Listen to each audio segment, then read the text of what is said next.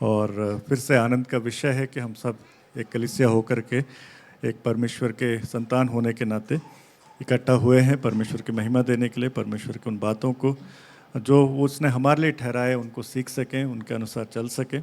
और बीते सप्ताह में हमने कुछ बातों को सीखा था, उसके ऊपर हमने चर्चा किया था महान आदेश के विषय में। और बीते सप्ताह भी मैंने आपको बताया था कि ये 2 भाग में हम कर रहे हैं और बीते सप्ताह कुछ बातों को सीखा और आज उन बातों को हम लोग आगे बढ़ाएंगे। और इसका जो मूल जो विषय था जो हम पढ़ते हैं मत्ती रचित सुसमाचार में, उसका 28 अध्याय उसका 16 से लेके 20 आयत में हमने पढ़ा था। मैथ्यू चैप्टर 28 वर्स 16 to 20, मत्ती रचित सुसमाचार उसका 28 अध्याय उसका 16 से लेके 20 आयत मैं आपके लिए पढ़ देता हूँ। 11 चेले गलील में उस पहाड़ पर गए जिसे यीशु ने उन्हें बताया था। उन्होंने उसके दर्शन पाकर उसे प्रणाम किया, पर किसी किसी को संदेह हुआ। यीशु ने उनके पास आकर कहा, स्वर्ग और पृथ्वी का सारा अधिकार मुझे दिया गया है, इसलिए तुम जाओ, सब जातियों के लोगों को चेला बनाओ और उन्हें पिता और पुत्र और पवित्र आत्मा के नाम से बपतिस्मा दो और उन्हें सब बातें जो मैंने तुम्हें आज्ञा दी है मानना सिखाओ, और देखो मैं जगत के अंत तक सदा तुम्हारे संग हूँ। ये यीशु मसीह का आदेश है, एक आज्ञा है जिसको उसने अंतिम आज्ञा के रूप में अपने चेलों को बुला करके दिया। और जो महत्वपूर्ण बात जो पिछले हफ्ते मैंने बताया था, फिर से हम लोग याद करते हैं, वो कहता है कि सारा अधिकार पृथ्वी पर और स्वर्ग में सारा अधिकार मुझको दिया गया है। उसका मतलब ये है कि हमारे जीवन पे भी उसका अधिकार है, केवल जाने के लिए नहीं, केवल बाहर के लोगों को बताने के लिए नहीं, लेकिन पहला चीज़ वो ये कह रहा है कि तुम्हारे जीवन पे भी मेरा अधिकार है और उस अधिकार से मैं तुमसे बोलता हूँ कि तुम जाओ। तो हम पर वो हक जता रहे, एक तरीके से हम पर अधिकार जता रहा है और उसको आदेश दे, इसलिए इसको महान आदेश बोलते हैं। ये एक आज्ञा, ऐसी आज्ञा है, एक मिलिट्री में जैसे सैनिक को बोला जाता है करना है तो आप उसको पीछे नहीं मुड़ सकते, वैसे ही हमको ये करना ही करना है। पिछले हफ्ते हमने देखा था इस महान आदेश के 3 प्रश्नों का हमने उत्तर देखा था, क्या है, क्यों है और कौन इसको करेगा, इसके विषय हमने देखा था। आज जो है हम लोग इसको देखेंगे कहाँ, कब और कैसे। इन 3 प्रश्नों का हम लोग आज उत्तर जो है इसको देखेंगे। तो इसको हमने 2 भागों में बांटा था। पहला भाग हमने कहा था कि गुरु का जनादेश, मैंडेट ऑफ द मास्टर, और दूसरा जो आज हम पढ़ेंगे उसको हम बोलते हैं कलीसिया का mission, the mission of the church. इसीलिए हमको देखना है कि महान आदेश का जो कहाँ, कब और कैसे, ये कलीसिया की जिम्मेदारी है। बुलाहट व्यक्तिगत है, जैसे हमारा उद्धार व्यक्तिगत है और बढ़ना सामूहिक है। परमेश्वर का काम का भी बुलाहट व्यक्तिगत है लेकिन करना सामूहिक तरीके से, सब मिल करके करना, ये कलीसिया की जिम्मेदारी है। व्यक्तिगत जिम्मेदारी है लेकिन कलीसिया की जिम्मेदारी है। हम मिल करके ही परमेश्वर के कार्य को पूरा कर सकते हैं। इसीलिए चेलों को सबको बुला करके बताया, पतरस को अलग से, यूहन्ना को अलग से, याकूब को अलग से नहीं बुलाया परमेश्वर ने, सबको इकट्ठा किया, सबको एक साथ किया और सबको कहा तुम जाओ, सब मिल करके जाओ। यहाँ तक कि अगर लूका का जो लिखा गया प्रेरितों का काम है उसके शुरुआत के अध्याय में हम देखेंगे, वो सब इकट्ठे थे, सब इंतज़ार कर रहे थे, है ना, सब मिल करके ही आगे बढ़ रहे थे। तो कलीसिया का जिम्मेदारी है। परमेश्वर का काम व्यक्तिगत बुलाहट है लेकिन कलीसिया की जिम्मेदारी है, मतलब हम सब मिलकर। कलीसिया कौन है? कलीसिया पास्टर नहीं है, कलीसिया प्रचारक नहीं है, कलीसिया सब लोग हैं। हम सब मिल करके कलीसिया बनाते हैं। अगुवे परमेश्वर ने तैयार किया, उनको एक स्थान दिया, उनकी जिम्मेदारी दी, लेकिन कलीसिया केवल वो नहीं है, कलीसिया सब मिल करके बनते हैं। तो जो भी बातें, जो आदेश मिला है वो सब के लिए मिला है, हम सबको बराबर मिला है। तो इस महान आदेश का 3 प्रश्न, जैसे मैंने कहा, हम लोग उसको देखेंगे, कहाँ, कब और कैसे को देखेंगे, और कहाँ पूरी की जानी है, ये पहला प्रश्न है। ये जो सारा नोट्स है आपको QR कोड के द्वारा मिल जाएगा। आप अपने हिंदी में ही हम लोगों ने बना के रखा है, धन्यवाद अभी भाई का, उन्होंने मेहनत किया, बनाया हिंदी में। तो आपको QR कोड भी दिया जाएगा, आप उसको नोट्स लेके अपने पास रख सकते हैं। तो कहाँ करना है, पहला चीज़ हमें ये पूछना है, पहला प्रश्न ये है कि ये सुसमाचार का प्रचार या कलीसिया का मिशन कहाँ करना है। पहला चीज़ अगर हम पढ़ते हैं तो वो ये है कि हर जगह करना है, हर जगह। अगर हम प्रेरितों काम 1 अध्याय उसके 8वीं आयत पढ़ते हैं, प्रेरितों काम पहला अध्याय उसका 8वीं आयत, हम सबको शायद जाना पहचाना आयत है। वहाँ लिखा है कि परंतु जब पवित्र आत्मा तुम पर आएगा तब तुम सामर्थ पाओगे और यरूशलेम और सारे यहूदिया और सामरिया में और पृथ्वी की छोर तक मेरे गवाह होगे। तो ये परमेश्वर यीशु मसीह का वादा है चेलों से कि जब पवित्र आत्मा तुम्हें मिलेगा तब तुम मेरे गवाह होगे, लेकिन वो एक क्रमबद्ध तरीके से बताते कहाँ कहाँ होगे।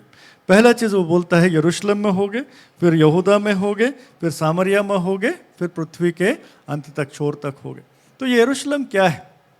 यरूशलेम इस बात को दर्शाता है कि जहाँ हम रहते हैं, जिस स्थान पर हम रहते हैं, हमारा मूल निवास जहाँ पर है वो स्थानीय जगह, हमारा घर, हमारा नौकरी का क्षेत्र, हमारे अड़ोस पड़ोस, वो जो है हमारा यरूशलेम है। यरूशलेम का मतलब वहाँ यरूशलेम में जाके शुरू नहीं करना, इजराइल में जाके। उसका मतलब ये है कि हम जहाँ पर हैं वो हमारा यरूशलेम है। तो सुसमाचार का प्रचार कहाँ से शुरू होगा? अपने घर से होगा। इसीलिए हम हमेशा बोलते हैं, जैसे मदर टेरेसा ने भी कहा था कि तुम दुनिया बदलना चाहते हो, अपने घर जाओ और अपने परिवार से प्यार करो। वेरी ब्यूटीफुल थिंग कि अगर आप दुनिया बदलना चाहते हो, पहले अपनी दुनिया बदलो। पूरी दुनिया बदलने से पहले अपनी दुनिया बदलो। Change your world before you begin to change the whole world. तो आप अपने यरूशलेम में कैसे गवाह बन सकते हैं? हमारे बच्चे, हमारे माँ बाप, हमारे भाई बहन, हमारे साथ काम करने वाले, ये हमारा यरूशलेम है। तो हमें क्या करना है? परमेश्वर के सामर्थ से अपने घर में गवाह होना है। हमारी गवाह क्या है? इसलिए मैं परिवार में जब माँ बाप शिकायत करते हैं हमारा बेटा बाइबल नहीं पढ़ता, हमारी बेटी जो है चर्च आने में पसंद नहीं करते, मैं बोलता हूँ उस शैतान को जिम्मेदार मत करिए, पहले आप अपना चेक करिए। बच्चे बाइबल नहीं पढ़ते हैं, आप कितना पढ़ते हैं ये बताइए। खास करके पापा लोग, मम्मी लोग तो फिर भी पढ़ लेती हैं। हम हमेशा बिजी, भाग दौड़, और बच्चों को बोल रहे बाइबल पढ़ो। बच्चे ने कभी हमको बाइबल पढ़ते देखा नहीं, प्रार्थना करते देखा नहीं है, घुटनों पे आकर के रो करके प्रार्थना करना कभी देखा नहीं है, उपवास प्रार्थना घर में हुआ नहीं है, तो बच्चा कहाँ से सीखेगा? तो हमारा जो सुसमाचार का प्रचार का काम जो है, दुनिया से पहले अपनी दुनिया में स्टार्ट करना है, अपने घर में स्टार्ट करना, कि हम कैसे उसको कर रहे हैं, कैसे हम जो बातें हम दूसरों को सिखाना चाह रहे हैं हमारे जीवन में है कि नहीं। फिर दूसरा चीज़, यहूदिया में, क्षेत्रीय में, जहाँ जहाँ हमारा प्रभाव क्षेत्र है, जहाँ हम काम कर रहे हैं, जिनसे हम मुलाकात कर रहे हैं, जिनसे हम लोग बार बार मिल रहे हैं। मैं शायद तेलुगु सर्विस में शायद बोल रहा था, या कल प्रेयर मीटिंग में बोल रहा था, प्लग इन में बोल रहा था कि जो मटन वाला है ना, हम लोग क्रिश्चियन लोग, हम चर्च जाए ना जाए, संडे को मटन जरूर खरीदते हैं। आजकल तो ब्लिंकिट हो गया, दुकान नहीं जाते हैं, लेकिन पहले ज़माने में कुछ साल पहले तक हम लोग दुकान जाके खरीदते थे। और मुझे अच्छे से याद है, मीट वाला जो है ना, कई बार मेरे को बोलते सर आप बाद में आओ, अभी आपका पीस नहीं है। उसको मालूम था कि मुझे कौन सा पसंद है, चाप चाहिए, ये चाहिए, वो चाहिए, उसको पता है कीमा नहीं मिलेगा सर, बाद में आओ। उससे मालूम है मुझे क्या चाहिए। मेरा बाल काटने वाले को मालूम है कि मेरा हेयर स्टाइल कैसा होना चाहिए, उसे मालूम है ना। मैंने जाते ही बोलेगा सर अब रुक जाओ, अभी टाइम लगेगा, आप बाद में फ़ोन करके आ जाओ। कभी कभी मेरा बार पर मेरा जो नाई है वो ऐसे ही बोलता है लुधियाना में, क्योंकि उसे मालूम है कि मुझे क्या कराना है। लेकिन उससे क्या चाहिए मुझे मालूम है। वो अभी मसीह में नहीं है, तो मैं क्या उसको बता रहा हूँ? मेरा सब्जी वाला, मेरा मीट वाला, मेरा दुकानदार, मेरा दोस्त को मालूम है मुझे क्या चाहिए, और वो मुझे बताता है उसके अनुसार। लेकिन उससे क्या चाहिए? उसे यीशु मसीह चाहिए, उसे यीशु मसीह के बारे में पता नहीं है। वो मेरा क्षेत्र है, वो लोग हैं जिनको यीशु मसीह के बारे में बताने की ज़रूरत है। दैट इज क्षेत्रीय। सामरिया, अंतर सांस्कृतिक, सामरी और यहूदी लोग अलग अलग थे, अलग अलग उनका संस्कृति था, अलग अलग विचारधारा था। उनके बीच में जाओ, मतलब हम जब ऐसे मुलाकात करते हैं, खास करके हैदराबाद जैसे शहर में अलग अलग संस्कृति के लोग हैं। कोई छत्तीसगढ़ से है, कोई तमिलनाडु से है, कोई नेपाल से है, कोई कहीं से है। हम अलग अलग संस्कृति के लोग हैं, लेकिन सबको परमेश्वर में एक होना है, सबको एक साथ रहना है। तो सामरिया का मतलब वो ये है कि हम संस्कृति को तोड़कर भी हम आते हैं। तो इसका प्रैक्टिस कहाँ करेंगे? कलीसिया में करेंगे। मैं हमेशा लोगों को इंकरेज करता हूँ, बाहर जा कर के नए लोगों से संस्कृति मिलना मुश्किल होता है। एकदम से उनकी भाषा, उनका बोलचाल, उनका स्वभाव, उनका खान पान हमको समझ में नहीं आएगा एकदम से नए लोगों के बीच में। तो कलीसिया के अंदर हम अलग अलग लोग हैं, अलग अलग लोग एक दूसरे से सीख सकते हैं, अलग अलग भाषा के लोग हैं, अलग अलग संस्कृति के लोग हैं। यहाँ पे मिलना इसीलिए ज़रूरी है, तो जब हम एक दूसरे को समझेंगे, एक दूसरे को एक्सेप्ट करेंगे, यहाँ पर एक दूसरे को जैसे हैं वैसे ग्रहण करेंगे, हम बाहर वालों से भी ग्रहण करने पाएंगे। हम नाम लेके नहीं, ये तो बिहारी है, ये तो फलाना है, कई बार ऐसे बोलते हैं ना, ये यूपी वाला भैया है।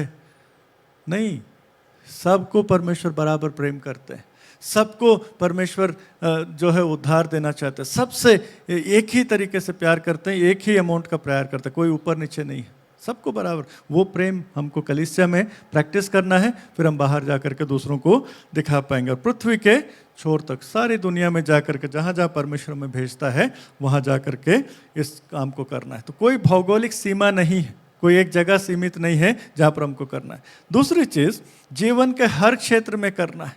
कहाँ करना है उसको हम देख रहे हैं। ये महान आदेश का पालन कहाँ करना है?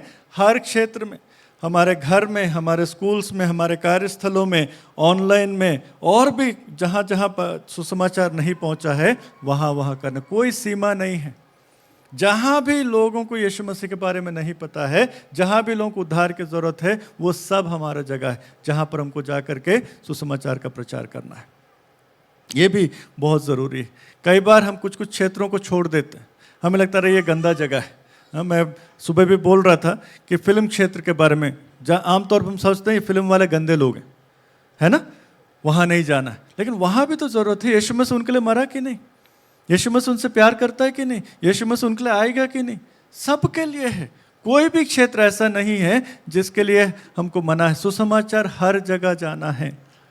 मैं बिहार में एक मिनिस्ट्री को जानता हूँ, जेम्स मिनिस्ट्री करके है, प्रगत अगस्तिन जब कुमार ने स्टार्ट किया। उनका एक खास प्रोजेक्ट है वेश्याओं के बीच में, राहा प्रोजेक्ट बोलते हैं। उनके बीच में जाकर सुसमाचार का कार्य होता है। उनके बच्चों को वेश्यावृत्ति में ना जाने पाए, उनको बचाया जाता है।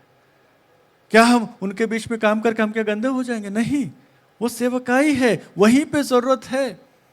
तो हम ये नहीं बोल सकते कि हम केवल अच्छे अच्छे लोगों के बीच में काम करेंगे। हर जगह यीशु की ज़रूरत है। यहाँ तक कि मैं लोगों को बोलता हूँ कि यीशु मसीह जो है केवल मिशन हॉस्पिटल के गरीब मरीजों के लिए नहीं मरा, वो अमीर मरीजों के लिए भी मरा। कोई केयर हॉस्पिटल में आएगा, किम्स में आएगा, उनके लिए भी मरा कि नहीं मरा? केवल गरीबों के लिए मरा? सबके लिए। तो अगर परमेश्वर आपको बुलाता है किसी प्राइवेट सेक्टर में, वहाँ जाइए, लेकिन परमेश्वर के लिए जाइए। परमेश्वर ने कहा इसलिए जाइए। आप आईटी में काम करते हैं यहाँ पर ज़्यादातर हैदराबाद में, आपके दफ्तर में कौन जा सके? मैं जा पाऊँगा? कभी नहीं जा पाऊँगा। चाहे मैं कितना भी बड़ा प्रचारक बन जाऊँ, आपके दफ्तर में कभी नहीं जा सकता। वहाँ आप हो, वहाँ आपको परमेश्वर ने ठहराया है। तो आपको ये समझना है, जहाँ मैं हूँ वहाँ मेरा मिशन फील्ड है। जहाँ तक यीशु मसीह का सुसमाचार नहीं पहुँचा है, अगर परमेश्वर ने मुझे वहाँ भेजा है, वो मेरा मिशन फील्ड है। हर क्षेत्र में, हर जगह में मुझे जाना है। और तीसरा चीज़, सभी राष्ट्रों के बीच में, मतलब सभी जातियों के बीच में। ये केवल राजनीतिक राष्ट्र नहीं। बाइबल में जब नेशंस बोलते हैं, हिंदी में जो राष्ट्र बोलते हैं, वो इंडिया पाकिस्तान ऐसा नहीं। उसका मतलब है सब जातियों में, सारे लोगों में, कोई रेस, कोई भेदभाव नहीं है, सबके पास जाना है। इसीलिए हमें तैयार रहना है सब जातियों के बीच में जाने के लिए। कई बार हम लोग क्या करते हैं, अपने ही झुंड बना करके बैठ जाते हैं, है ना। हम लोग हिंदी भाषी हैं तो केवल हिंदी भाषी बैठे रहेंगे। मिलिए और लोगों से, नई भाषाएं सीखिए, नए लोगों को समझिए। मैं 7-8 भाषा खुद जानता हूँ, बोलता हूँ। और जब पंजाब में रह के तेलुगु बोलता हूँ, बड़े खुश हो जाते लोग, तेलुगु वाले। पंजाब में रह के तमिल बोलता हूँ, मलयालम बोलते, बड़े खुश, ऐसे द्वार खुल जाता है। उनको ना एक अपनापन लगता है भाषा से, और उनको बुला करके उनके मनपसंद खाना खिला दूँ। मैं पंजाब में किसी को लाल भाजी खिला दूँ, छत्तीसगढ़ के लाया हुआ, पागल हो जाएंगे वो, बोलेंगे अरे बाप रे। खेकसी खिला दूँ, जानते खेकसी क्या होता है? छत्तीसगढ़ वाले जानते हैं। वहाँ का खास वेजिटेबल, वहाँ का अचार लेके चला जाऊँ, अरे बाप रे। गोंगूरा, आंध्रा वाला गोंगूरा उठा के ले जाता हूँ, वहाँ पे खिलाता हूँ, पंजाब में बड़े खुश हो जाते लोग, अपनापन आ जाता है ना। इसीलिए क्रॉस कल्चरल होना, सब जातियों में पहुँचने के लिए सब जातियों का हाव भाव, सब जातियों का प्रेम, सब जातियों के साथ हमारा जो स्वभाव है बराबर हो। कभी भी जज नहीं करना है, सबके साथ हमको जाना है, क्योंकि सब लोगों के लिए यीशु मसीह आया है। हमारे यहाँ सुसमाचार कैसे आया? कोई हमारे देसी लोग थोड़ी नहीं बताए, बाहर से लोग आए ना। उन्होंने क्या किया? हमारे कल्चर को अपनाया। मैं कितने मिशनरीज को जानता हूं जो आज भी आते हैं भारत में सेवकाई करने के लिए। पहला चीज़ मसूरी में जाते हैं ज़्यादातर लोग, वहाँ हिंदी लैंग्वेज स्कूल है, 6 महीना हिंदी सीखते हैं, हमारा पहनावा सीखते हैं, हमारा बोली सीखते हैं, उसके बाद वो फील्ड में आते हैं, लैंग्वेज सीखते हैं, क्योंकि भाषा कल्चर समझना ज़रूरी है। मैं वहाँ पे जाकर के अंग्रेज़ी नहीं बोल सकता, वहाँ मुझे हिंदी बोलना है, तो मुझे हिंदी सीखना पड़ेगा। इसीलिए बहुत ज़रूरी है कि हमें समझना है कि परमेश्वर का जो बुलाहट है हम सबको, सब जातियों के बीच में है, कोई भेदभाव नहीं है। इसीलिए आप जा कर के दुबई को इंडिया मत बनाओ हम लोगों ने वही कर दिया, सिंगापुर को इंडिया बना कर रख दिया। वहाँ का कल्चर समझो, वहाँ के लोगों के बीच में उनके साथ मिलो और उनके बीच में उन्हीं के समान काम करो। खान पान में जजमेंट नहीं करना है, पहनावे में जजमेंट नहीं करना है, उनके साथ रह के उनके बीच में काम करना है, बहुत ज़रूरी है। और हमें याद रखना है कि हम रोशनी बन के जा रहे हैं, उस अंधकार भरे क्षेत्र में हम उनको रोशनी दिखाने जा रहे हैं। और रोशनी किसको ज़रूरत है? टॉर्च की कब ज़रूरत होती है? अंधेरे में ज़रूरत होती है। तो हमको क्या करना है, हर एक जगह जहाँ पर अंधेरा है, मतलब जहाँ यीशु मसीह नहीं है, जहाँ पर यीशु मसीह का काम अभी शुरू नहीं हुआ है, वहाँ जा कर के रोशनी बनना है। शहरों में, पड़ोसियों के बीच में, दूर देशों में, जहाँ भी प्रभु भेजे हमें जाना है। लेकिन वहाँ क्या करना है? रोशना। वहाँ जा कर के उनके साथ जो है अंधेरा नहीं बन जाना है, उनके साथ हमें कैसा रहना है? एक अंधकार को हटाने वाला रोशनी का काम करना है। दूसरा सवाल है, महान आदेश कब पूरा करना है? ये कब पूरी की जानी चाहिए ना? कहाँ करना चाहिए? हर जगह करना चाहिए। जहाँ भी यीशु नहीं है वहाँ जाना है, जहाँ भी परमेश्वर ने रखा है वहाँ पे स्टार्ट करना है और वहाँ पे गवाह होना है। और दूसरा चीज़, कब करना है? आम तौर पे कब हम बोलते हैं, ब्रदर हम लोग प्रार्थना करेंगे इसके विषय में, है ना? लोग बोलते हैं, अगर अच्छे लोग हैं आप लोग बोले हाँ हाँ ठीक है, विल प्रे अबाउट इट, हम लोग प्रार्थना करें। मसीह लोगों का अवॉइड करने का बहुत अच्छा तरीका विल प्रे अबाउट इट, प्रार्थना करेंगे बोलते हैं। लेकिन सुसमाचार प्रचार के लिए कब करना है? समय अभी है, समय नहीं है। यीशु मसीह का जो आना है 2000 साल पहले और दोबारा आने वाला है, वो दोनों सच्चाई है। और कब आएगा हमें नहीं मालूम है, वो कभी भी आ सकते हैं या कभी भी हमें बुला सकते हैं और कभी भी हमारे इन लोगों का जीवन खत्म हो सकता है। सुसमाचार का प्रचार मुर्दों को नहीं है, जो जीवित उन्हीं को देना है। और वो उनका जीवन कब खत्म होगा मैं नहीं मालूम। किसी को पता है कब खत्म होगा जीवन?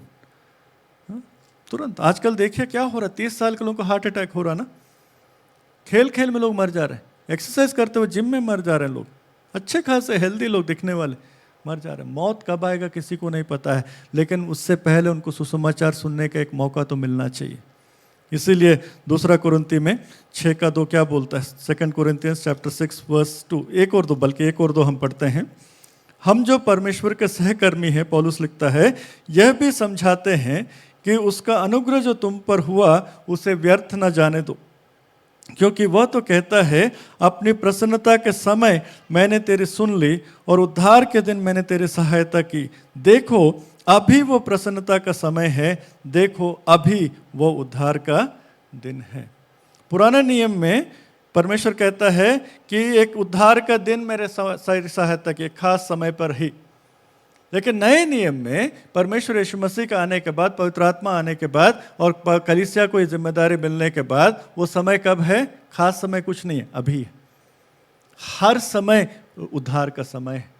इसलिए मैं जब मसीह लोगों के बीच में कार्य करते हुए देखता हूँ, क्रिसमस के समय में बहुत जागरूक हो जाते हैं, सारे ट्रैक्स खत्म हो जाते हैं, बुला बुला के मंगा मंगा के हज़ारों ट्रैक्स बांट देते हैं, और जनवरी में एक भी नहीं बांटते। क्या उद्धार केवल दिसंबर में मिलता है? जाड़े में मिलता है उद्धार? उद्धार तो हमेशा है और हर समय देना है, अभी देना है। लोग माने ना माने, कई बार हम लोग को लगता है करे प्रचार करे कुछ नहीं हो रहा, नहीं होना, नहीं होना उनके और परमेश्वर के बीच में है। हमारी जिम्मेदारी है जाकर के बताना। विश्वास करेंगे बोल के हम नहीं बता रहे, हमें बोला गया इसलिए हम बता रहे हैं। इसको हमेशा याद रखिए। हम सुसमाचार प्रचार क्यों कर रहे हैं, प्रभु का संदेश क्यों सुना रहे हैं? क्योंकि हमें आज्ञा मिला है। कहीं नहीं बोला है कि तुम बोलोगे और मान जाएंगे। बाइबल बोलता है, यीशु मसीह ने खुद आके प्रचार के कितने लोग माने? यीशु मसीह चले फिरे, उसका अपने लोगों ने क्रूस पे चढ़ा दिया उसको, उसके बाद भी कितनों ने विश्वास किया। आज भी इजराइल में विश्वास नहीं करते हैं यहूदी लोग, आज भी नहीं करते। तो क्या यीशु मसीह का कार्य व्यर्थ हो गया? नहीं, यीशु को जो करना था उसने किया। पिता ने उसे भेजा, क्रूस पर आने के लिए उसने आज्ञाकारी बना। विश्वास करना नहीं करना व्यक्तिगत निर्णय है, लेकिन हमारे लिए आदेश क्या है? जा करके सुनाओ। कभी भी ये नहीं बोला कि तुम बोलोगे और विश्वास करेंगे। हम चाहते हैं कि सब विश्वास करें, परमेश्वर भी चाहते हैं कि सब बचे, लेकिन करेंगे नहीं करेंगे हमें नहीं मालूम, लेकिन हमें करना है। समय अभी है, तुरंत करना है। अभी उद्धार का दिन है और उद्धार हमेशा उपलब्ध है लोगों को, कोई खास मुहूर्त पर नहीं मिलता है, हर समय उद्धार का समय है। बस लोगों को क्या करना? पापों को छोड़ के विश्वास करना है, इसीलिए तुरंत करना है। हो सकता है उनको दोबारा वो अवसर ना मिले। सोचिए, आप किसी के साथ काम कर रहे हैं, 5 साल 10 साल 20 साल से काम कर रहे हैं, और आपने उसको सुसमाचार नहीं सुनाया और अगले दिन वो मर गया, आपको अच्छा लगेगा उसको नरक में देखते हुए? तो कम से कम मौका तो दीजिए। भले वो छोड़ दे, वो माने नहीं, लेकिन प्रभु का वचन व्यर्थ नहीं जाता, उसका काम होता है। उस दिन नहीं तो किसी न किसी दिन उसका फल आएगा। शायद हम अपने जीवन काल में हम ना देखें, लेकिन उसका फल आएगा। जहाँ पर मैंने प्रभु को ग्रहण किया, बिहार में रक्सौल में, वहाँ पे जो मिशनरी आए थे, जो पहले डॉक्टर आए थे जिन्होंने उस हॉस्पिटल की स्थापना की, डंकन हॉस्पिटल, डॉक्टर डंकन उनका नाम है, 1930 में आए थे। 8 साल काम किया, एक भी विश्वासी नहीं बना। फिर दूसरा विश्व युद्ध स्टार्ट होने लगा तो वो वापस चले गए। उनके पूरे 8 साल की सेवकाई में एक भी विश्वासी उन्होंने नहीं देखा। लेकिन अगर आप जाओगे नेपाल में, तराई वाले क्षेत्र में, और साथ में बिहार के 7-8 जिलों में बात करोगे, कितने सारे पास्टर्स, कितने सारे इवेंजलिस्ट उसी हॉस्पिटल में प्रभु को ग्रहण किया। इलाज कराने आए, खुद का, मम्मी का, बहन का, बीवी का, वहाँ रुके, हफ्ता 10 दिन सुसमाचार सुना, प्रभु को ग्रहण किया उसी हॉस्पिटल में। कितने सारे लोगों को मैं स्वयं जानता हूँ जिन्होंने वहाँ पर आकर के, उन्होंने नहीं देखा, जिन्होंने वो मिशन का काम किया उन्होंने उसका फल नहीं देखा, लेकिन पीढ़ियों के बाद हम देखते हैं सैकड़ों लोग, हजारों लोग, मैं खुद उस हॉस्पिटल में प्रभु को ग्रहण किया। उन्होंने नहीं देखा, लेकिन उन्होंने जो बीज डाला उसका फल मिल रहा है। तो हमें क्या करना है? अपना काम करते जाना है। हमें अपना कार्य जो परमेश्वर ने सौंपा उसको करते जाना है। फल परमेश्वर की ओर से आता है, मेहनत हमारा है, जा कर के लोगों को बताते रहना है। ये बहुत, दूसरा चीज़ हमें समझना है कि ये तत्परता से करना है।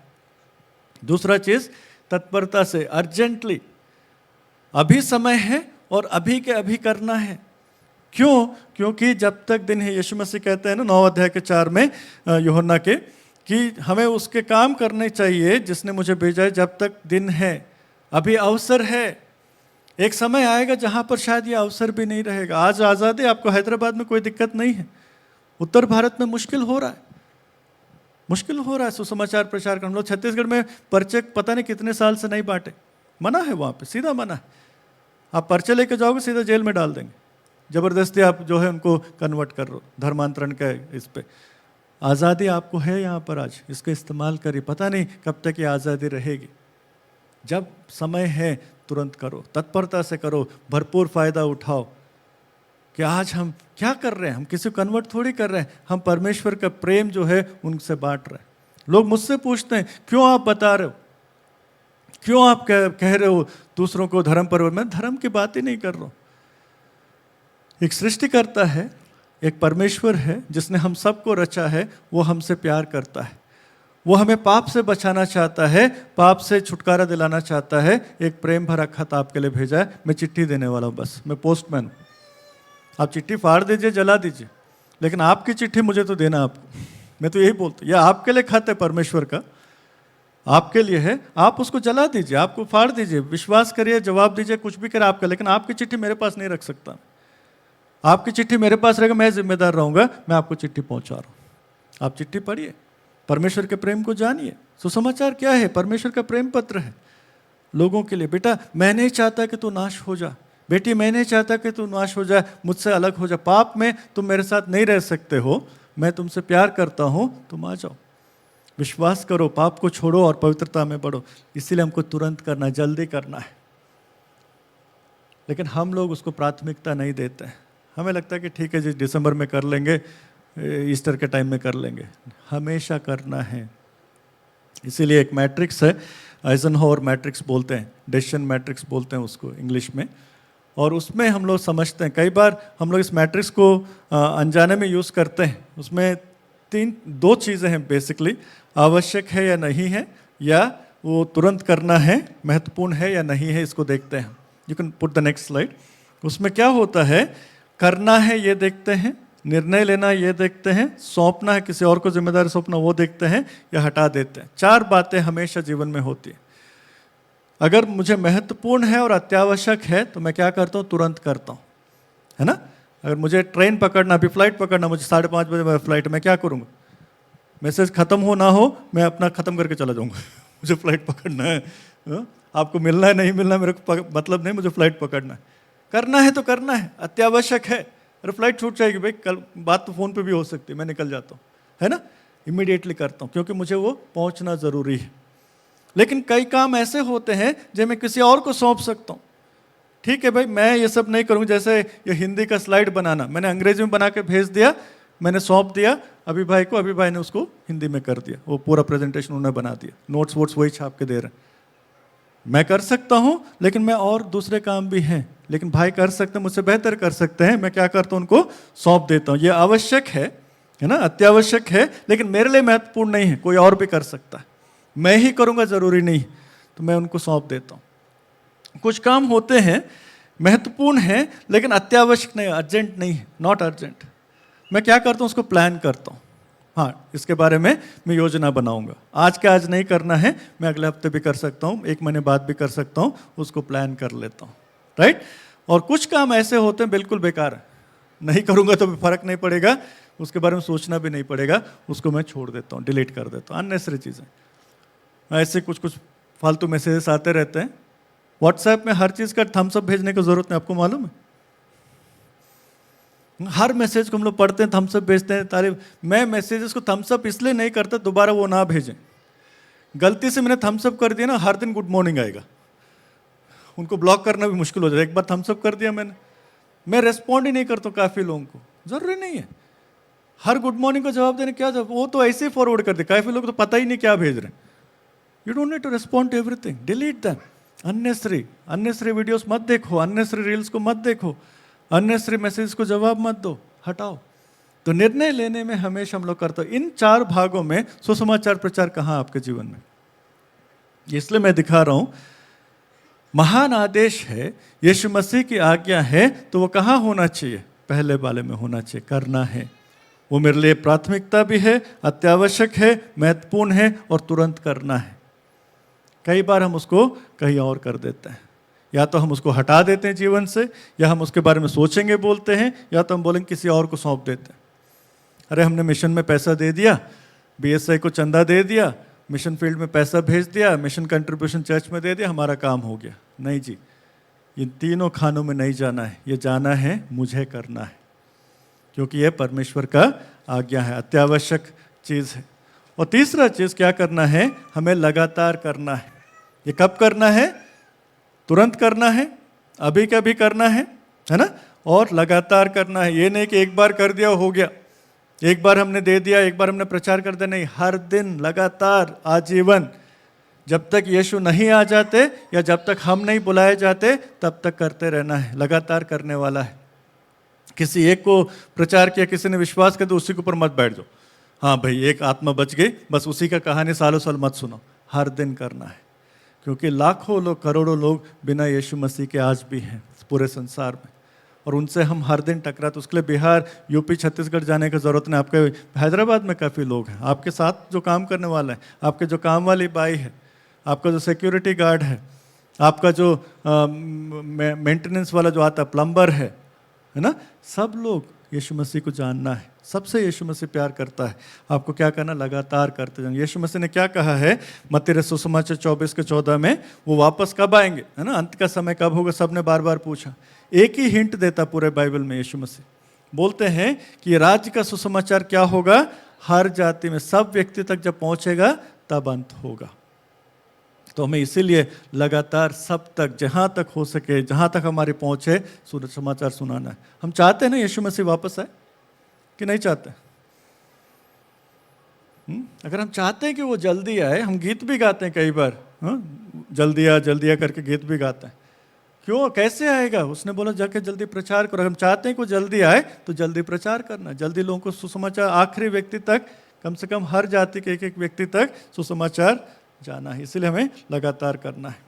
बाइबल में हम देखते हैं उदाहरण क्या है, जो पेंटकोस्त के दिन जो कलीसिया शुरू हुई, इतना हिंसा हुआ उन लोगों के साथ, मार दिया गया, आरे से काट दिया गया, 2 भाग में हाथ पैर खींच करके जानवरों के बीच में डाल दिया गया। सारे शिष्य जो है यूहन्ना को छोड़ के बाकी सब लोग जो है ऐसे वायलेंट डेथ हुआ उनके साथ। मालूम है, यीशु के जितने भी चेले थे सब लोग को मारा गया, सूली पर लटका दिया गया। पतरस को तो उल्टा क्रूस पर लटका दिया गया, लेकिन सब ने कलीसिया का काम पूरा किया, कोई भी नहीं छोड़ा। सेंट थॉमस माउंट है यहाँ पर चेन्नई में, थॉमस को वहीं मारा गया, इतिहास बताता है, जो यीशु का चेला है, मार दिया गया वो मार्टियर। लेकिन कलीसिया का काम रुका नहीं, हमें हर बार हर हिंसा के बीच में, हर एक सताव के बीच में उसका काम लगातार करते जाना है। तो तीसरा सवाल जो आज का है, जो आखिरी सवाल है, वो ये है कि कैसे पूरा करना है, ये कैसे होगा। सुसमाचार का प्रचार, जो महान आदेश को हम कैसे पूरा करेंगे। पहला चीज क्या करना है, जाना है। यीशु मसीह ने क्या कहा, जाओ, आओ नहीं बोला है, आकर के बैठ जाओ, कलीसिया में बैठ जाओ, मोटे हो जाओ नहीं बोला, उसने बोला है जाओ, यहाँ सुनो मुझसे, सीखो मुझसे, और क्या करो, बाहर जाओ। खुद जाना है, शारीरिक रीति से खुद जाना है। मैंने आपको शुरू में ही कहा, आपके दफ्तर में मैं नहीं जा सकता, केवल आप जा सकते हो, और आप ही वहाँ पर यीशु के बारे में बता सकते हो, और कोई दूसरा मार्ग नहीं है।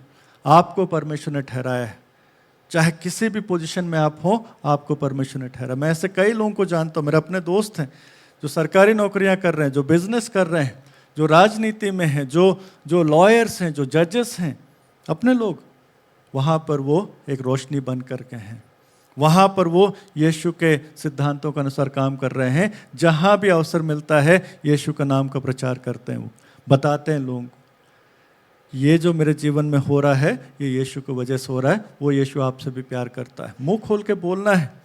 कई बार मसीह लोग क्या बोलते हैं, यीशु का नाम नहीं लेते। अच्छे मसीह लोग बाय गॉड्स ग्रेस बोलते हैं। अरे आपका ऑपरेशन हुआ था पिछले हफ्ते, इतना जल्दी आप दफ्तर में कैसे आ गए? आपका जवाब क्या होगा, गॉड्स ग्रेस। अरे जीसस बोलो। गॉड बोलने से कोई भी है, बहुत सारे गॉड है दुनिया में, आप यीशु का नाम लो, क्योंकि चंगाई किसके द्वारा है, यीशु के द्वारा है। उद्धार किसके द्वारा है, यीशु के द्वारा है। तो आपको बताना होगा, शारीरिक रूप से वहां खड़े हैं, आपको बताना होगा यीशु की वजह से है। मेरे बच्चे का एडमिशन इतनी अच्छी जगह हो गया, यीशु की वजह से। गॉड्स ग्रेस नहीं बोलना है, गॉड का नाम है। वचन कहता है पृथ्वी के ऊपर, स्वर्ग के नीचे कोई दूसरा नाम है क्या? एक ही नाम है, उसका नाम है Yeshu Masih. Use his name. और दूसरा चीज, जब यशायाह से परमेश्वर बात करते हैं, बोलते हैं मैं किसको भेजूं? यशायाह क्या बोलता है, मैं खड़ा हूं यहाँ पे, मेरे भाई को भेज बोलता है, मुझे भेज बोलता है। मैं हूं यहां। हम लोग गीत भी गाते, मैं हूं यहां, मैं हूं यहां, है ना? लेकिन कर क्या रहे, मैं हूं यहां पाने के लिए नहीं, जाने के लिए। हम लोग यीशु के सामने आते हैं पाने के लिए, लेकिन यीशु बोलो मैं किसको भेजूं? यीशु को बोलो मैं हूं यहां, मुझे भेज। केवल पाने के लिए मत आइए यीशु के पास, जाने के लिए आइए।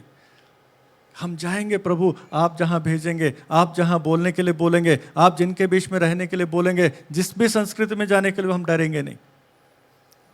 जब मैं दक्षिण भारत में मिशन सेवा में आता हूँ, कई बार गांव में जाता हूँ, छोटे छोटे शहरों में जाता हूँ, तो काफ़ी लोग उत्साहित हो जाते हैं। अरे आप उत्तर भारत से, आप बिहार से, आप यूपी से आए, आप एमपी की बात करो, आप राजस्थान की बात करो, टीचर लोग खास करके, हम वहाँ पे मिशन के स्कूल में आके काम करेंगे।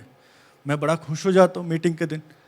अगले दिन फिर फ़ोन आता है, भैया हम जाना चाहते हैं, बताइए। मैंने बोला क्या बताना, बताओ कितना तनख्वाह मिलेगा, पीएफ मिलेगा कि नहीं, घर मिलेगा कि नहीं, पेंशन मिलेगा कि नहीं। मैं बोलता हूँ मुझे दामाद नहीं चाहिए, परमेश्वर का सेवक चाहिए। तुम तो दामाद वाली बात कर रहे हो, फूफा जी वाली बात कर रहे हो। क्या मिलेगा? कुछ नहीं मिलेगा, सेवा मिलेगा। आना है तो सेवा ऐसे थोड़ी होता है, जहां भेज रहा चुपचाप जाओ, वो तुम्हारा ख्याल करेगा, इसके भरोसे जाओ। जो लोग मिशनरी बनकर हमारे देश को आशीषित करके गए, वो कुछ देख करके नहीं है, केवल प्रभु को देख करके आए। उनके बलिदान से आज हमारे जीवन में सुसमाचार है। मैंने पिछले हफ्ते विलियम कैरी के बारे में बात किया था, याद है? विश्रामपुर हमारे छत्तीसगढ़ में है। हाँ, कितने लोग छत्तीसगढ़ वाले हैं यहाँ पे? हाँ, विश्रामपुर जानते हैं, बैतलपुर के पास, है ना? वहाँ के मिशन कॉम्पाउंड में जाइए, वहाँ के ग्रेवयार्ड में जाइए, आपको कब्रिस्तान में वहाँ पे दो छोटे बच्चों का कब्र मिलेगा। वो मिशनरी जो आए थे ना, उनके बच्चे, उनको शेर खा गया था। विदेश से आए, उनके बच्चों को शेर ने खा लिया और फिर भी वो मिशनरी वापस नहीं गए। उनका भी कब्र वहीं बना है। आज पूरा विश्रामपुर में एक एक घर विश्वासी है, पूरा बैतलपुर विश्वासी है, पूरा गांव का गांव विश्वासी है, लेकिन उनके बच्चे मरे फिर भी वहां रहे। कैसे होगा जब हम जाएंगे? कैसे होगा जब हम जाकर के शारीरिक रूप से वहां खड़े रहेंगे? मैं हूं यहां, प्रभु कुछ भी हो जाए मैं हूं उस सुसमाचार के लिए। वैसे होगा सुसमाचार का काम। हमें खुद जाना पड़ेगा।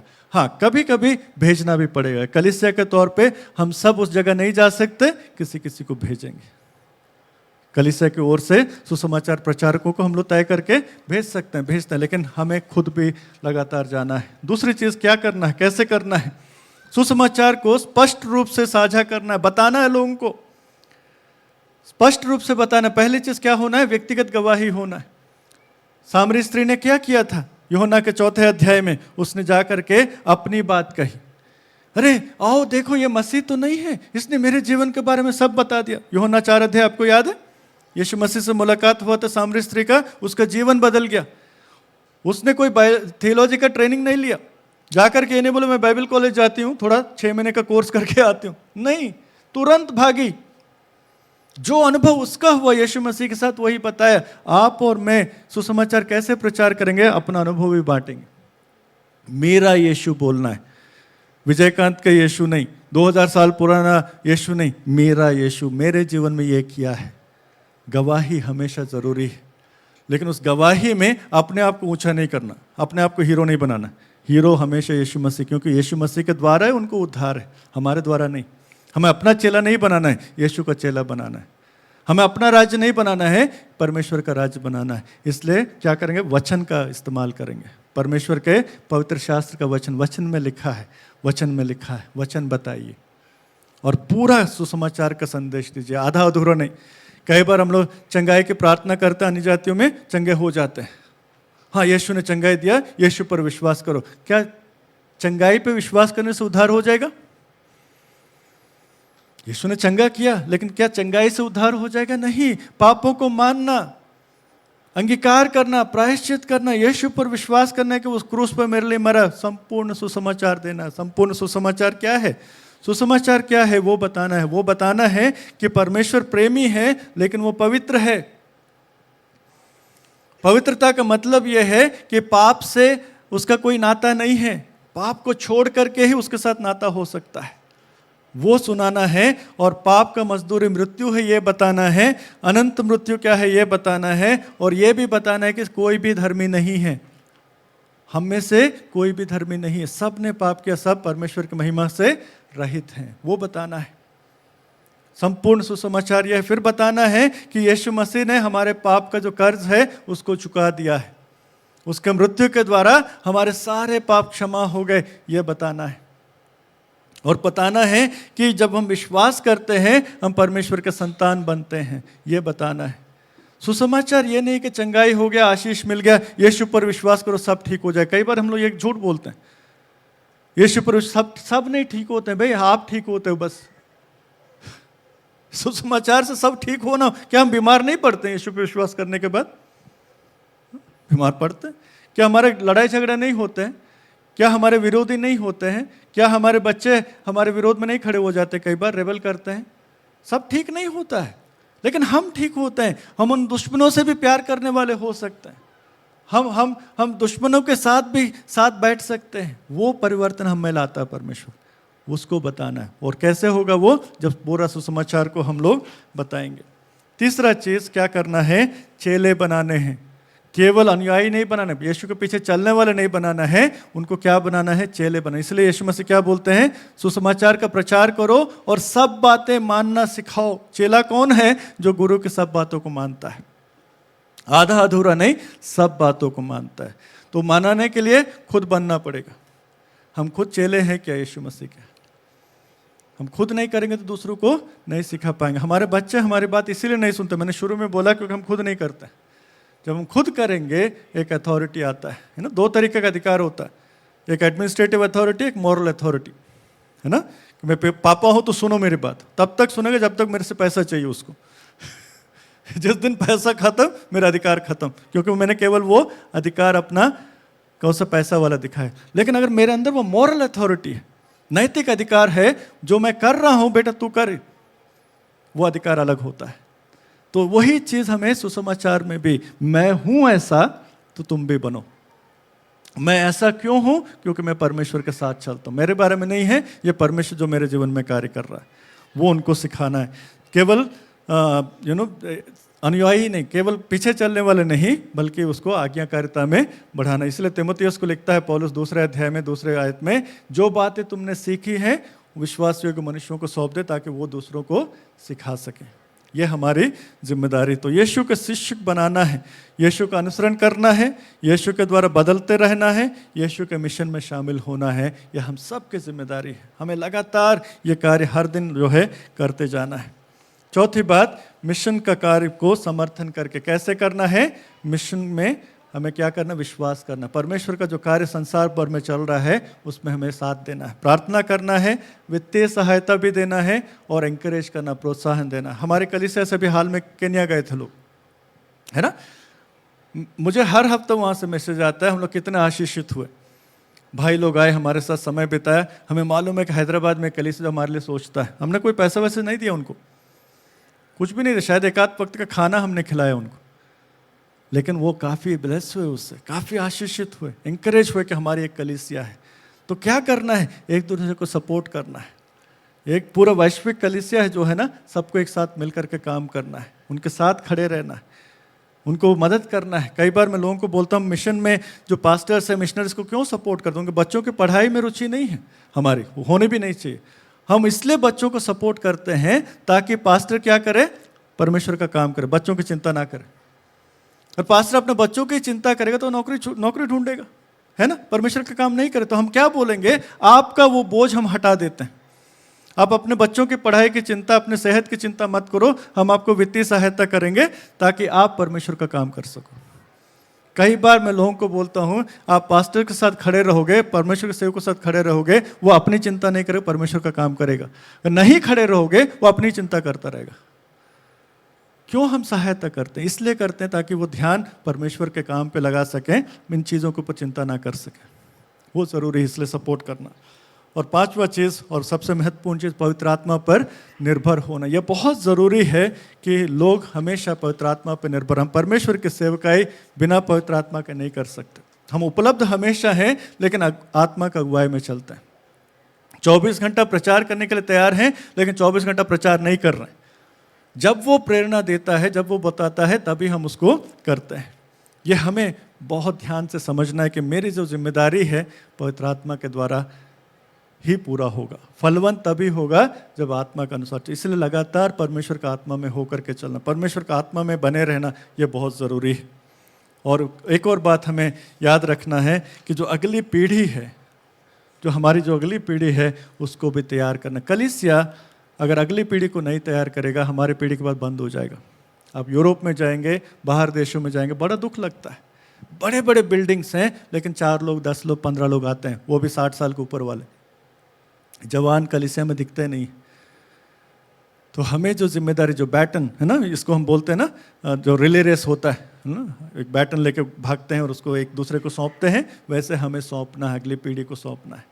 हमारे अगली कलीसिया, अगली पीढ़ी, इसलिए जवानों के बीच में, बच्चों के बीच में सेवकाई बहुत ज़रूरी है। घर के अंदर भी, कलीसिया के अंदर भी ये सेवा होना है।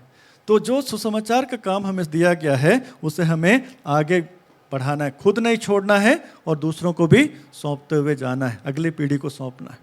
मैं एक सवाल हमेशा करता हूँ, संडे स्कूल में 100 बच्चे आते हैं, यूथ फेलोशिप में 20 बच्चे क्यों आते हैं? यही बच्चे हैं हमारे। ऐसा नहीं कि दूसरे कॉलेज में चले गए, दूसरे शहर में, हमारे शहर में होके भी नहीं आते। पता है क्यों? क्योंकि हमने उनको वो बैटन नहीं दिया। जब तक वो डर के मारे आ रहे थे, जिस दिन वो अपना खुल गए तो छोड़ दिया। हमेशा ये टेस्ट करिए, हर कलीसिया का यही स्टोरी है। 100 बच्चे संडे स्कूल में, 20 बच्चे यूथ फेलोशिप में, उसमें से 2 लोग ही चर्च मेंबर बनते हैं बड़े होके। कलीसिया ऐसे ख़त्म हो रहा है। हमें अगली पीढ़ी को तैयार करना है, सोच समझ करके प्रार्थना के साथ अगली पीढ़ी को तैयार करना। अंत में इस बात को हमें याद रखना है, एक महान आदेश को क्या करना है? जीना है। वो हमारा जीवन शैली होना है। ये एक दिन हाइप में आकर के नहीं, हर दिन प्रतिदिन करने वाला काम होना चाहिए। हमारा धड़कन होना चाहिए, हृदय का धड़कन होना, मतलब जीने का सलीका होना चाहिए। ये ही तरीका है मेरे जीने का। मैं हर समय तैयार हूँ सुसमाचार सुनाने के लिए, हर मौका। मैंने तो टेलीमार्केटिंग वालों को भी नहीं छोड़ा। प्रेरणा दिया प्रभु ने, वो तो कस्टमर बनाने के चाहिए, सुनना पड़ता, उनको सुनेंगे। मैं बोला ठीक है, आप जो सुना रहे हो वो सुन लेता हूँ, मेरी बात भी सुनो, पूरा सुनाता हूँ। उसके बाद वो प्रोडक्ट भी नहीं खरीदता हूँ, लेकिन अपना बात तो खत्म कर देता हूँ। किसी को मत छोड़ो, वो तो बेचने के लिए करेंगे, आपको सुनेंगे, जो बोलेंगे आप सुनेंगे। एक बार आई, कुछ बेच रही थी, कुछ माला वाला बेच रही थी लड़की, तो मैंने बोला तुम वो सब मेरे को बोले माला लेने से ये सब आशीष मिलेगा, ये सब हो जाएगा, ये सब हो जाएगा तुम्हारे जीवन में भी, फ्री में हो जाएगा, चाहिए ऐसा कोई चीज़? ऐसा क्या है बोलो। वो सुन फिर यीशु मसीह के बारे में। तू तो बोल रही 500 रुपये आइटम खरीदना, मैं तो तेरे को फ्री में दे रहा हूँ। प्रभु का धन्यवाद हो, 6 महीने वो लड़के विश्वासी बन गए। मैंने मिला नहीं कभी भी, केवल फ़ोन पे बात हुई। कुछ ऐसी बातें उसके जीवन में थी, मैं प्रार्थना कर पाए, प्रभु का वचन दे पाए, बाद में किसी और को भेज के बाइबल दिला पाए उस लड़की को। प्रभु में है 6 महीने के अंदर, मैं कभी नहीं मिला। कई अवसर आते हैं, लेकिन हमें करते रहना, सुसमाचार को जीते रहना। हर वक्त हमारे लिए परमेश्वर का वक्त है। और यीशु मसीह ने ये नहीं कहा कि जाके इसके बारे में सोचो, प्रार्थना करो। उसने बोला सीधा जाओ। अगर तुम चेले हो तो आज्ञा है। इसमें प्रेयर करने की ज़रूरत नहीं है, इसमें केवल आज्ञा मानने की ज़रूरत है कि प्रभु मैं यहाँ पर हूँ, मैं आपके इच्छा को पूरा करने के लिए तैयार हूँ। वो बनो जो जाने वाला है, जो प्रार्थना करने वाला है, जो भेजने वाला है और जो सिखाने वाला है। यह हमारी जिम्मेदारी है, हर व्यक्ति की, केवल पास्टर की जिम्मेदारी नहीं है, केवल प्रचारक की जिम्मेदारी नहीं है। हर एक विश्वासी जो यीशु मसीह को मानता है, अपने जीवन में प्रभु और उद्धारकर्ता मानता, वो सब, मतलब हम सब की जिम्मेदारी। और इसको एक मिशन के तौर पे करना है। मिशन का मतलब क्या है याद है? मैंने पिछले हफ्ते बताया था, आर्मी में मिशन का मतलब क्या होता है? जीतो या मरो। आर्मी में मिशन का मतलब क्या होता है? या तो आप जीतोगे या मरोगे, तीसरा ऑप्शन है ही नहीं, पीछे आने का सवाल ही नहीं है। जिस काम में हमें सौंपा गया उसमें मिशन के जाने का मतलब हम मरने के लिए तैयार हैं, या तो जीतेंगे या मरेंगे, उस मोड में आना है। तो सवाल यह है प्रियो कि क्या हम उस आदेश को आदेश मानते हैं या नहीं मानते हैं? क्या हम प्रभु को प्रभु का दर्जा देते हैं? उसने ऑर्डर दिया है तो हमें करना ही है, और करना ही है मतलब हिसाब भी देना है, इसको मत भूलिए। हम कोरे नहीं छूटेंगे। ये कभी मत सोचना कि नहीं किया तो चल जाएगा, नहीं चलेगा। हमें तो करना ही पड़ेगा, क्योंकि जो कुछ भी प्रभु देता है उसका हिसाब मांगता है। आंखों को बंद करिए, अपने जीवनों को जांचिए। पिछले हफ्ते में क्या आपने किसी एक को भी सुसमाचार सुनाया है? प्रभु ने क्या बोझ दिया था लेकिन फिर भी आपने चुप रह गए? माफ़ी मांगिए अगर आपको अवसर मिला और आपने नहीं बताया, और निर्णय लीजिए कि आने वाले दिनों में हर दिन हर समय आप तैयार हैं। यीशु का प्रेम जो उनके लिए है, आपके लिए नहीं है, आपको तो मिल चुका है। जो परमेश्वर ने उनके लिए रखा है उस प्रेम को आप बांटने के लिए तैयार हैं। इसको आप अपने आप को तैयार करिए। बोले कि प्रभु मैं हूँ यहाँ, मैं हूँ यहाँ आपके उस आवाज़ को दूसरों तक पहुँचाने के लिए, आपके प्रेम को दूसरों तक पहुँचाने के लिए, आपके अनुग्रह को दूसरों तक पहुँचाने के लिए, आपके उस उद्धार के कार्य को जो आपने उनके लिए किया उसको पहुंचाने के लिए। प्रभु से प्रार्थना करिए, प्रभु से कहिए कि मैं हूं यहाँ प्रभु, मैं यहाँ हूँ, आपके लिए हूँ, आपके कार्यों के लिए हूँ। आपने मुझे उद्धार दिया लेकिन साथ साथ एक जिम्मेदारी भी दिया। जहाँ भी आपने मुझे रखा है, जिस दफ्तर में रखा है, जिस घर में रखा है, जिस परिवार में रखा है, जिस अपार्टमेंट में रखा है, जिस कॉलोनी में रखा है, जिस शहर में रखा है, जहाँ भी रखा है, प्रभु मैं आपके लिए हूँ, मैं आपकी रोशनी बन करके रहना चाहता हूँ। प्रभु से कहिए मुझे इस्तेमाल करिए। प्रभु बोलिए, प्रभु द्वार खोलेगा। प्रभु लोगों से प्यार करता, उस प्यार को बांटना चाहता है, लेकिन आपके द्वारा वो कार्य को करना चाहता है। इसके लिए पढ़े लिखे होने की ज़रूरत नहीं है, पूरा बाइबल का ज्ञान का ज़रूरत नहीं है, आपकी उपलब्धि ज़रूरत है। आप कहिए कि आई एम अवेलेबल गॉड, मेरे पास वो क्षमता नहीं है कुछ करने की, बोलने का शक्ति नहीं है, मैं बोल नहीं पाता, मुझे बाइबल का पूरा ज्ञान नहीं है, लेकिन फिर भी प्रभु मैं आपके लिए खड़ा हूँ। जहाँ आप बोलोगे वहाँ जाऊँगा, जो आप बोलने के लिए बोलोगे वही बोलूँगा, वही काफ़ी है। सामरी स्त्री को याद रखिए, वो पापी स्त्री थी, अकेले आई थी उस कुएं पर, उसके साथ कोई दोस्त भी नहीं था, लेकिन यीशु को जब वो मिली, वो पूरे गांव के हर एक व्यक्ति को यीशु के पास लाने वाली हो सकी। बस उतना ही चाहिए। यीशु के साथ आपका अनुभव चाहिए, यीशु के साथ आपका रिश्ता चाहिए, यीशु के साथ आपकी आज्ञाकारिता चाहिए। पूरा गांव का गांव, शहर का शहर बदल जाएगा। एक व्यक्ति जो यीशु के साथ है, यीशु की आज्ञा को मानता है। प्रेमी पिता परमेश्वर, धन्यवाद देते हैं, धन्यवाद देते हैं आपका अनुग्रह के लिए, धन्यवाद देते हैं आपके प्रेम के लिए, धन्यवाद देते हैं पिता, क्योंकि आपने हमें बचाया है और आपने हमें बुलाया है आपके प्रेम को बांटने के लिए। आपने आदेश दिया प्रभु हमें आज्ञाकारी होना सिखाइए। इस आदेश को पिता हम यूं ही ना लें, ये जाने कि पिता लाखों करोड़ों लोग आपके सुसमाचार के बगैर नाश होते जा रहे हैं। प्रभु उस बोझ को हमारे मन में दीजिए। प्रभु तत्परता से करें, इस समय को हम बहुमूल्य जानें, क्योंकि पिता हमें नहीं मालूम हम कब तक यहाँ पर हैं, हमारे दोस्त कब तक हमारे इस संसार में हैं। जो आपको नहीं जानते पिता, वो पता नहीं कब इस संसार से चले जाएंगे। प्रभु उससे पहले कम से कम वो सुन ले पिता आपके उस प्रेम को, कम से कम आपके उस अनुग्रह के बारे में वो सुन ले पिता। हमारे मनों को बदलिए, हमें कठोरता से हटाइए, हमें विचलित कीजिए, क्योंकि ये अनंत काल के लिए अलग हो जाएंगे। हम अपने अपने क्षेत्रों में कंफर्टेबल ना रहें, संतुष्ट ना रहें, बल्कि उनके बारे में भी सोचें जिनसे हम हर दिन मिलते हैं। उनके लिए बोझ दीजिए प्रभु। हम हैं यहाँ पर प्रभु, हमें इस्तेमाल करिए। मैं अपने आप को शामिल करता हूँ प्रभु। यहाँ पे जितने भी भाई बहन हैं, आपके बच्चे हैं प्रभु, इनसे बातचीत करिए, इनके मनों को बदलिए, ताकि ये उस तत्परता को अपने जीवन में लाएं और आपके अनुग्रह में होकर के आपके कार्य को आगे बढ़ाएं। प्रभु सहायता करिए। फिर से पिता सबको, अपने आप को शामिल करते हुए सबको पिता आपके चरणों पे लाता हूँ। हमें इस्तेमाल करिए, हम यहाँ पर हैं, आपके लिए हैं, हमारी सहायता करिए। सब बातें आपको देते हुए यीशु के नाम से इस प्रार्थना को मांगता हूँ। दया से सुनिए और ग्रहण कीजिए राजा। आमीन। हम खड़े हो जाएंगे। परमेश्वर के लिए जो प्रभु की प्रार्थना है उसको हम करेंगे, मिल करके करेंगे। और जब हम इस बात को कहते हैं तेरा राज्य आए, दिल से कहें, मन में ये भी कहें कि तेरा राज मेरे द्वारा आए, मुझे इस्तेमाल करिए। मन में वो बात कहें, प्रण लीजिए कि उसका राज्य आने में हम शामिल हो जाएं। आइए हम प्रार्थना करें, प्रभु की प्रार्थना को करें। हे हमारे पिता, तू जो स्वर्ग में है, तेरा नाम पवित्र माना जाए, तेरा राज्य आए, तेरी इच्छा जैसे स्वर्ग में पूरी होती है इस पृथ्वी पर भी हो। हमारे दिन भर की रोटी तो आज हमें दे, और जैसे हमने अपना अपराधों को क्षमा किया वैसे तुम्हारे अपराधों को क्षमा कर। हमें परीक्षा में ना ला, परंतु बुराई से बचा, क्योंकि राज, पराक्रम और महिमा सदा तेरे ही हैं। आमीन। आशीष वचन को ग्रहण करें।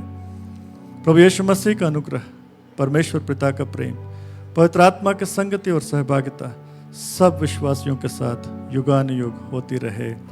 आमीन।